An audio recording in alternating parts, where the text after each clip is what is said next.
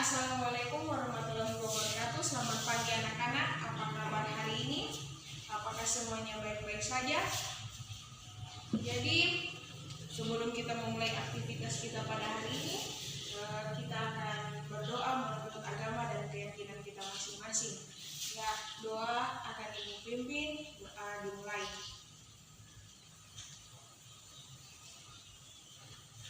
Doa selesai. Ya, jadi sebelum kita masuk ke pembelajaran kita, Ibu akan mengabsen kalian dulu. Siapa yang tidak hadir hari ini? Ya, kalau ada yang tidak hadir tanpa keterangan, mohon kalau hadir nanti teman-temannya untuk menghubungi Ibu ya. Ya, jadi untuk materi kita yang minggu lalu, apakah ada yang kurang jelas atau ada yang ingin ditanyakan setelah dipelajari di rumah? Jika ada, silakan ditanya. Kalau belum ada, Ibu akan lanjut pada materi kita yang selanjutnya. Ya, materi kita selanjutnya itu adalah korosi. Ya, jadi di sini sebelum kita lanjut pada materi kita mengenai korosi, kita harus tahu tujuan pembelajaran kita. Tujuan pembelajaran kita pada hari ini yang akan dicapai itu siswa dapat menganalisis faktor-faktor yang mempengaruhi terjadinya korosi melalui percobaan. Selanjutnya, siswa dapat menjelaskan faktor-faktor yang mempengaruhi terjadinya korosi dan siswa dapat menjelaskan beberapa cara untuk mencegah terjadinya korosi. Ya, jadi di sini siapa yang tahu apa itu korosi? Kalau ada yang tahu, silakan tunjuk tangan dan beritahu kepada teman-temannya yang belum tahu. Ya, ini gambar apa? Ya, korosi adalah peristiwa perusakan logam oleh karena terjadinya reaksi kimia antara logam dengan zat-zat di lingkungannya membentuk zat yang tak dikehendaki. Ya, untuk korosi itu sendiri dia terjadi pada umumnya itu pada besi atau biasa disebut pengkaratan. Proses korosi pada besi dapat dibagi menjadi dua, yaitu reaksi Redox terpisah, antara lain proses hilangnya besi. Bagian besi yang hilang umumnya adalah bagian besi yang mengalami kontak dengan air. Bagian ini disebut daerah anode, sebagaimana reaksi oksidasi besi terjadi. Ya, contoh reaksi oksidasi itu Fe dalam keadaan padat menghasilkan Fe2+ aqua tambah 2 elektron. Ya, itu contoh untuk reaksi oksidasi. Selanjutnya, ketika atom-atom kehilangan elektron, terbentuklah cekungan di bagian hilangnya besi tersebut. Selanjutnya, elektron-elektron yang terlepas tersebut akan mengalir ke bagian dengan konsentrasi oksigen tinggi yang umumnya terletak di tepi tetesan air. Tempat tersebut terbentuknya cekungan. Bagian ini disebut daerah katode, di mana elektron yang terlepas dari atom besi membentuk O2. Jadi yang dimaksud dari ini adalah ketika contohnya kayak air hujan turun, dia akan membentuk cekungan. Daerah yang dimaksud itu adalah daerah yang di sekitaran cekungan itu. Contoh reaksi untuk reaksi reduksinya adalah O2 dalam keadaan gas ditambah 2H2O liquid tambah 4 elektron menghasilkan 4OH- aqua atau O2 dalam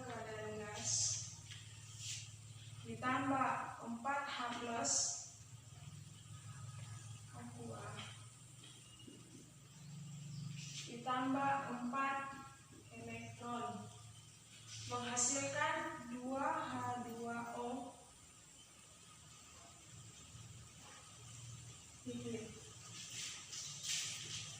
Ini adalah contoh reaksi ketika terjadi korosi. Jadi pada umumnya reaksi reduksi yang terjadi adalah reaksi reduksi oksigen dengan H+. Sebagaimana medium terjadinya korosi cenderung bersifat asam dan reaksi reduksi dalam suasana asam cenderung lebih spontan.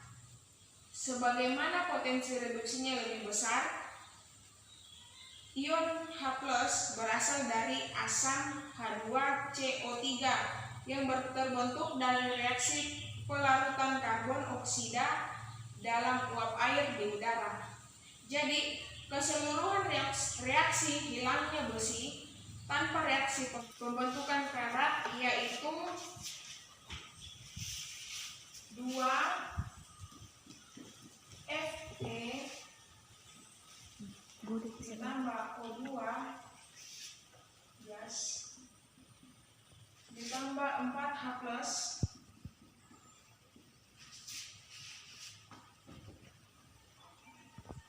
menghasilkan 2Fe2+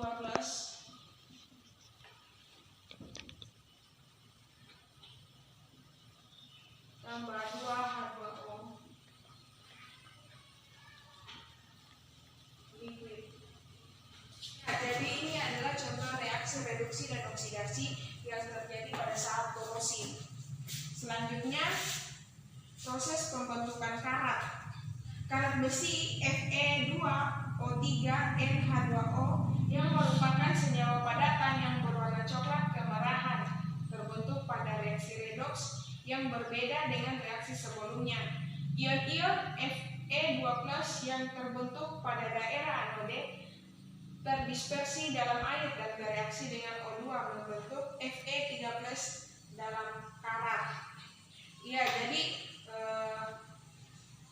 hasil dari korosi itu pada besi dia itu akan berwarna coklat yang seperti biasa kita lihat pada gambar, contohnya seperti gambar tadi terjadi pengkaratannya. Jadi selanjutnya pada proses pengkaratan atau terjadinya korosi ini ada faktor-faktor yang mempengaruhi, dan faktor-faktor yang mempengaruhi itu yang pertama konsentrasi H2O dan oksigen atau O2, selanjutnya pH, selanjutnya keberadaan elektrolit, suhu, galvanic coupling.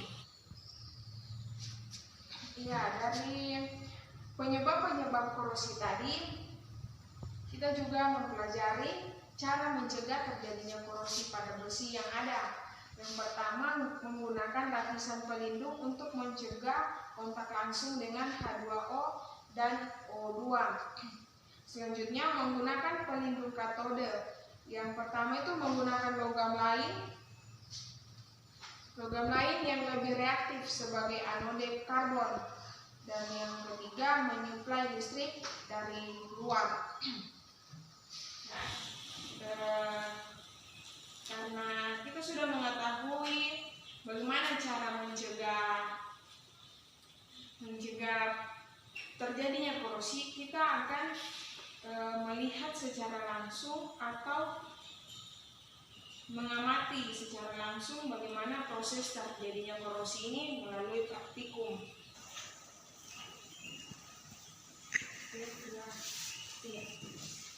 Ya, sebelum kita mulai praktikum, silakan kalian membagi kelompok menjadi 4 kelompok yang berjumlah 4-5 orang. Ya, jadi semua masing-masing duduk sesuai kelompoknya. Jadi untuk memulai praktikum ini kita harus mempersiapkan alat dan bahannya. Alatnya itu yang pertama tabung reaksi, kalau ada tabung reaksi, tapi di sini kita menggunakan gelas plastik. Dan kedua penutup plastik, ya, penutup plastik. Dan bahannya itu ada paku besi, air, larutan garam dapur, dan larutan cuka. Ya, Selanjutnya kita memasukkan paku ke dalam gelas plastik yang sudah diberi label. Jadi ini semua sudah ada pakunya. Kemudian kita tambahkan air sebanyak 5 ml ke dalam gelas 1. Ya, kira-kira seperti ini, sebanyak di sini. Ya, selanjutnya larutan garam dapur di gelas 2. Sudah ada larutan garam dapurnya. Kemudian larutan cuka ke dalam gelas 3. Ya, kita tambahkan secukupnya. Dan kemudian untuk di gelas 4 tidak diisi larutan apa-apa, tapi ditutup rapat. Ditutup rapat sehingga tidak masuk udara. Kemudian kita tunggu sampai beberapa saat dan kita amati perubahan apa yang terjadi pada setiap gelas ini.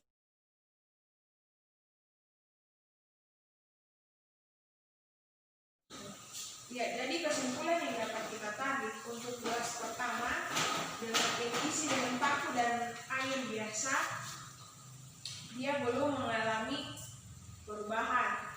Dan untuk gelas kedua yang berisi larutan garam mulai mengalami perubahan atau perubahan warna pada ujung paku dan dasar air.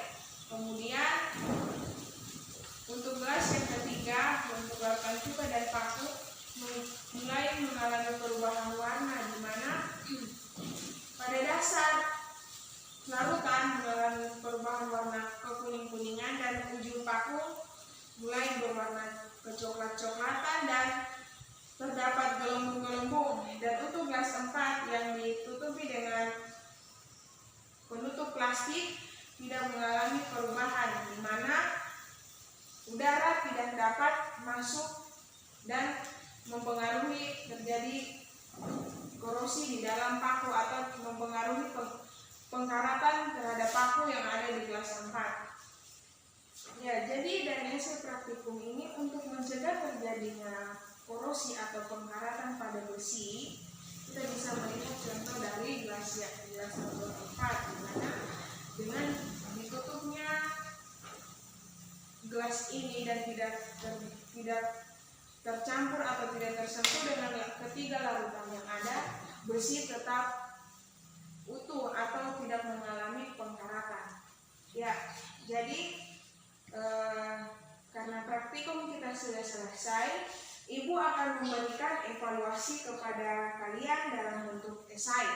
Jadi kalian boleh kembali ke tempat duduk kalian masing-masing dan tugas ini dikerjakan secara individu.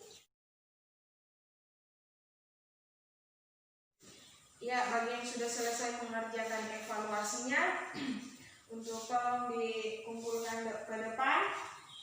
Dan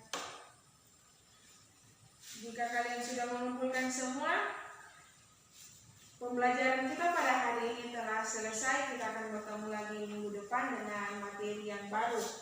Ya, dan diharapkan untuk kalian mempelajari kembali, mendalami kembali materi-materi yang telah Ibu berikan. Sekian dan terima kasih. Selamat siang.